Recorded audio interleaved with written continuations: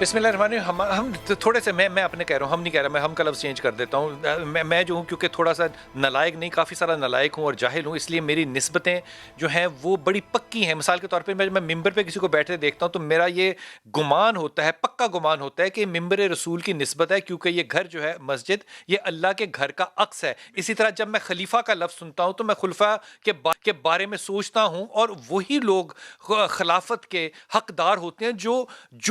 اس قابل ہوتے ہیں. لیکن مفتی صاحب ایک خاتون کو, حریم شاہ کو کہہ رہے ہیں کہ تم آج رات کراچی کے اندر, تم آج رات میری خلیفہ بن کر میرے ساتھ رات کو رہو گی اور صبح نماز کے وقت واپس چلی جاؤ گی تو میں تمہارے پروگرام میں آؤں گا. یہ معیار اگر مفتیوں کا ہے تو اس پہ طاہر اشرفی بھائی آپ کی رائے لوں گا. آج سے 8 سال پہلے کا طاہر بھائی یہ ذکر ہے, ہم لوگ یہاں بیٹھے تھے, کبھی صاحب بھی ساتھ تھے, تو آپ نے ان کو مال روڈ والی مثال دی تھی کہ اگر یہاں پہ بغیر کپڑے کے بھاگنے کے کوئی دوڑ ہو تو کبھی تو سب سے آگے ہوگا. آپ 8 سال پہلے اس کو جانتے تھے, آج 8 سال بعد قوم نے ان کو دیکھا کہ واقعی اگر ننگے لوگوں کی دوڑ ہو تو وہ اس میں بھی سب سے آگے ہی ہوں گے. طاہر بھائی. بسم اللہ الرحمن الرحیم نحمدہ ونصلی ونسلم علی رسولہ الکریم. بلال بھائی, یہ میں سمجھتا ہوں کہ 2 چیزیں ہیں. ایک تو بلا شبہ یہ ہم سب کے لیے ایک بڑی ہی شرم کی بات ہے, حیا کی بات ہے کہ یہ سارا کچھ مفتی تو میں سمجھتا ہوں لوگوں کو بھی معلوم ہونا چاہیے کہ خالی کوئی پڑھنے لکھنے والا آدمی جو ہے اس کو دین کے ساتھ تعبیر نہیں کر دینا چاہیے. طاہر بھائی ایسا ممکن نہیں ہے, آپ کو بھی اس بات کا علم ہے, ایسا ممکن نہیں ہے. کوئی شخص جو ممبر پہ بیٹھتا ہے, مدرسہ چلاتا ہے, داڑھی رکھتا ہے, اپنے آپ کو مفتی سچا کہے جھوٹا کہے, میں اس کے اوپر کوشچن نہیں اٹھا سکتا. آپ adviser to the P M ہے, آپ کے پاس یہ رائٹ اور طاقت ہے کہ آپ آج اس کی مفتیوں کی ڈگری جو ہے وہ کینسل کروائیں. بات یہ ہے کہ بلال بھائی, پاکستان کے اندر پہلی بات ہے کہ گورنمنٹ کی سطح پہ دنیا اسلام میں ہر جگہ پر خوش قسمتی سے دارالافتاء موجود ہیں جو گورنمنٹ کی سطح پر ہوتے ہیں, ہمارے ہاں نہیں ہیں. ہم کوشش تو کر رہے ہیں اس کے اوپر کہ ایک دارالافتاء حکومت کی سطح پر اتنی پاورفل باڈی ہو کہ جس کا واقعی اب سعودی عرب کے مفتی اعظم اگر کوئی بات کہتے ہیں یا مصر کا مفتی اعظم کوئی بات کہتا ہے تو وہ بات بادشاہ بھی سنتا نہیں مانتا ہے, اور صدر بھی جو ہے اسی طرح, اور باقی جگہ ہے متحدہ عرب امارات ہے اور جگہ ہے ہمارے. سر آپ کہہ رہے ہیں کہ پاکستان میں کوئی مفتی اگر بات کرے تو میرے پاس حق ہے کہ میں اس بات کو خود ریسرچ کروں, اس کے فتوے کو نہ مانوں. میں یہ عرض کروں گا کہ یہاں پر جس کو قلو اللہ کا ترجمہ نہیں آتا نا وہ بھی اپنے ساتھ شیخ الاسلام لکھتا ہے. سر لیکن میں تو یہ فیصلہ کر ہی نہیں سکتا. مثال کے طور پہ میں آپ کو بڑی ایمانداری سے بتا رہا ہوں, ہم ان کے اوپر مفتی صاحب کے اوپر کل ریسرچ کر رہے تھے تو ایک ہمیں ایسا واقعہ ملا, اس شخص نے 3 طلاقیں دے دی اپنی بیوی کو. اس نے جب ان سے رابطہ کیا کہ حضور میں نے یہ کیا ہے, انہوں نے کہا اچھا اپنی بیوی کو میرے پاس بھیجو, خود نہیں تو میں اس کا راستہ نکال دوں گا. اگر یہ مفتی ہیں تو پھر یہ میرے دائیں بائیں جو بیٹھے ہیں یا تو ان کی ڈگریاں کینسل کریں یا ان کی کریں. حکومت کوئی تو فرض قائم کرے تاکہ ہم جیسے غریب لوگ ہر مفتی کہنے والے کی وہ عزت و احترام نہ کریں جو کہ ہم کرتے ہیں اور اپنے سر کا تاج سمجھتے ہیں. بلال بھائی صرف 2 منٹ مجھے دیں تاکہ لوگوں کو یہ بات سمجھ آ جائے کہ پاکستان کے اندر مفتی اور شیخ الاسلام اور علامہ اور یہ سارے وہ لوگ بھی اپنے نام کے ساتھ لکھتے ہیں. میں قسم اٹھا سکتا ہوں جن کو علامہ کا معنی ہی نہیں پتا کہ یہ علامہ ہے کیا تھا, شیخ الاسلام کون تھا, شیخ الاسلام کہاں سے شروع ہوا. اور اسی طرح یہ جو عبد القوی صاحب ہیں, بدقسمتی ہے کہ میڈیا کے اوپر چونکہ میڈیا میں بھی ریٹنگ چلتی ہے تو ایک وقت میں ان کو اس انداز سے لایا گیا,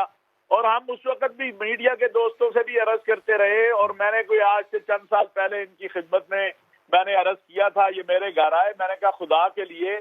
تم اپنا نہیں تو ہمارا ہی خیال کر لو یار, کوئی داڑھی پگڑی اسی کا خیال کر لو, کوئی ٹوپی کا خیال کر لو کہ تمہارے اللہ تعالیٰ نے تمہیں پھر عزت آبرو اس دین کی وجہ سے دی. لیکن اب ایک شخص اگر شلوار اتار کے قمیض اتار کے مار روڈ پر آ جائے تو میں یا آپ اسے کیا کہہ سکتے ہیں. لیکن میں پاکستانی قوم سے کہنا چاہتا ہوں, اور میں ہر جگہ یہ کہتا ہوں کہ خدا کے لیے ممبر و محراب پہ بیٹھنے والے کو خود بھی تو اللہ کے نبی صلی اللہ علیہ وسلم نے تمہیں قرآن و سنت دیا ہے, اکابر اسلاف دیے ہیں. کیا آپ یہ نہیں سمجھ سکتے, دیکھ سکتے کہ قرآن و سنت کے مطابق یہ بات کر رہا ہے یا اس کے برخلاف یہ بات کر رہا ہے؟ اور یہ جو ضلالت اس شخص کے مقدر میں آئی ہے یہ دین کا مذاق اڑانے پر آئی ہے. یہ جب یہ کہتا ہے کہ جناب نکاح ایک اور شادیاں وہ جو ہے زنا کے دروازے کھولتا ہے، جب یہ نئے نئے اختراعیں نکالتا ہے، تو میرا تو یہ ایمان ہے کہ یہ جو مقدر میں ضلالت اس کے آئی ہے، یہ دین کا مذاق اڑانے پر آئی ہے۔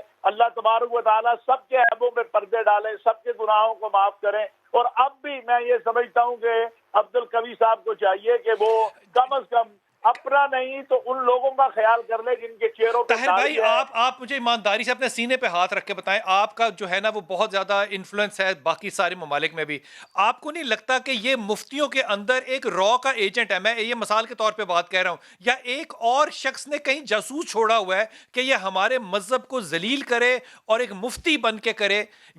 مطلب میں کیسے اپنی عزت یا اپنے بچوں کی عزت اس شخص سے یا اس جیسے شخص سے محفوظ کر سکتا ہوں جو کہ بار بار اس بات کو کہہ چکا ہے، بار بار اس بات کو کہہ چکا ہے کہ حریم کے ساتھ میرا نکاح ہوا ہے، حریم کہہ رہی ہے نہیں ہوا، اس کے بعد وہ کہہ رہا ہے، غور کیجئے گا، وہ کہہ رہا ہے کہ اللہ حسن ہے اس لیے مجھے ایئر ہوسٹسز پی آئی اے کی اچھی لگتی ہیں، میں تو اللہ کے، مطلب یہ گفتگو کا انداز، یہ مقام جب آ جائے کسی شخص پہ، میں نے کرنا کیا ہے؟ مجھے آپ کہیں کہ آپ اللہ رسول کو خود جانیں، بھائی میں اس شخص کی حیثیت کو، طاقت کو، شکل کو، شبہات کو، مدارس کو، مساجد کو، امامت کو، جمعوں کو دیکھوں یا نہ دیکھوں یا اس کے خلاف آواز اٹھاؤں؟ اگر میں نے آواز اٹھانی ہے تو طاہر بھائی آپ کی آواز جو ہے وہ میرے سے زیادہ بلند ہونی چاہیے۔ میں نے بلال بھائی، ہم نے تو یہ جتنے بھی حضرات آپ کے پاس اس وقت بیٹھے ہیں سب نے اس پر پہلے بھی بات کی ہے، اور اب بھی میں عرض کرتا ہوں، پہلے تو یہ ہے کہ میرا نہیں خیال کہ کوئی عبدالقوی صاحب کو جمعے کے لیے بلاتا ہوگا کہ آپ جمعہ پڑھا دو، میرا نہیں خیال، کو بڑا ہی بدقسمت ہوگا جو اس کو کہتا ہوگا کہ آگے ہماری مسجد میں جمعہ پڑھا دو۔ اور سرکار کی سطح پہ اگر آپ دیکھیں، حالانکہ ماضی میں تھا تو جب اس کے مختلف چیزیں آئیں تو اس کی جو ممبرشپ تھی رویت ہلال کمیٹی کی وہ ختم کی گئی، اس کو اس سے ختم کیا گیا، لوگوں کو بتایا گیا۔ اب بدقسمتی ہے کہ وہ ایک روپ دھار کے آ جاتا ہے اور تماشا بنا ہوا ہے، خود بھی تماشا بنا ہے، اور اس کے نام پہ جو بیچاری عامت الناس ہے وہ مفتی کے لفظ کو یا مولوی کے لفظ کو، لیکن حضور اقدس آپ کو یہ بھی تو پتا نا ایک سیاسی جماعت کے مذہبی ونگ کے یہ ہیڈ رہے ہیں۔ بالکل غلط بات ہے، بالکل بلال بھائی، یہ میں کہنا چاہتا تھا، اللہ آپ کو سر انہوں نے ہمیں بتایا خود، سر ٹی وی پہ بیٹھ کے رمضان کے اندر کہا ہے، جھوٹ بولتا ہے وہ، بالکل جھوٹ بولتا ہے خود جا کے۔ میں آپ کو بڑی ذمہ داری سے کہتا ہوں کہ عمران خان صاحب کو جس وقت پہلے، بہت عرصہ پہلے ان کی کوئی چیز آئی وہ قندیل بلوچ والی، حالانکہ اس وقت تو نہ میں خان صاحب کا میرا ایک ذاتی تعلق ہے، کوئی گورنمنٹ میں تھے نہ پی ٹی آئی کا میں کوئی ریپرزینٹیو ہوں، لیکن عمران خان نے کہا کہ اس شخص کی آئندہ میں شکل نہیں دیکھنا چاہتا۔ اور پھر یہ میں آج یہاں کہنا چاہتا ہوں، نہ اس کا کوئی پی ٹی آئی سے تعلق ہے، نہ اس کا گورنمنٹ کے کسی کوئی ادارے سے تعلق ہے، نہ عمران خان صاحب سے تعلق ہے، یہ جھوٹ بولتا ہے جی۔ جو شخص دین کے نام پر اس حد تک جھوٹ بول سکتا ہے جو کچھ ہم دیکھ رہے ہیں، تو وہ پی ٹی آئی یا مسلم لیگ۔ طاہر بھائی آپ نے کلیئرٹی دی، میں آپ کا ممنون ہوں، لیکن میں آپ سے درخواست کرتا ہوں، آپ کے سوا یہ کام پتہ نہیں کوئی اور کر سکتا ہے کہ نہیں، آپ کپتان سے کہیں خود کریں، اپنی کمیٹی کو، اپنے ادارے کو، اپنے ممبر کو، جس کو بھی استعمال کرنا ہے، علماء بورڈ کو استعمال کریں، لیکن اگر ان مفتیاں کی ڈگریاں کینسل نہیں ہوگی تو میرے دائیں بائیں بیٹھے ہوئے لوگ جو ہیں پھر ہم ان کو مفتی کہنا بند کر دیں گے۔ کیا کریں؟ جھوٹ بولتے ہیں، یہ کمال بات ہے۔ واپس آ کے آپ کو قوی صاحب کا وہ جھوٹ سناؤں گا جس کا وکٹم میں اور میری ساری ٹیم بنی، اور یقین کیجئے ہمارے میں اتنی اخلاقی جرت نہیں تھی کہ ان کی آنکھوں میں آنکھیں ڈال کے کہہ سکیں کہ مفتی صاحب آپ جھوٹے ہیں۔